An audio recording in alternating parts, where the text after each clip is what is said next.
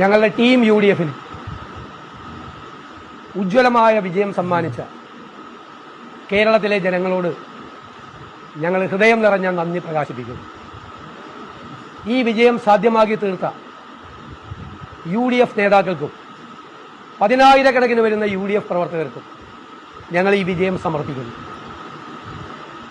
കേരളത്തിലുടനീളം ശക്തമായ പ്രചരണം നടത്തിയ പ്രിയങ്കരനായ ശ്രീ രാഹുൽ ഗാന്ധിക്കും കോൺഗ്രസ് പ്രസിഡന്റ് ശ്രീ മല്ലികാർജ്ജുൻ ഖാർഗെയ്ക്കും ശ്രീമതി പ്രിയങ്ക ഗാന്ധിക്കും മറ്റ് AICC നേതാക്കൾക്കും ഞാൻ പ്രത്യേകമായ നന്ദി പറയുന്നു.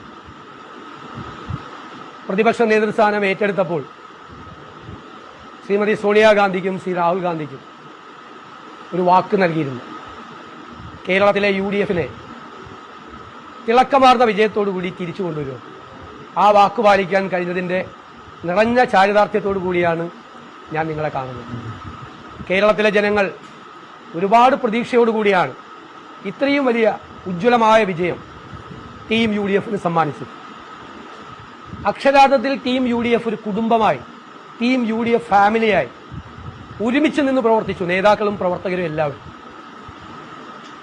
ഇന്ത്യയിലെ മുന്നണി രാഷ്ട്രീയത്തിനുള്ള ഒരു മാതൃകയാണ് കേരളത്തിലെ ടീം UDF എന്ന് ഞാൻ അഭിമാനത്തോടെ പറയാൻ ആഗ്രഹിക്കുന്നു.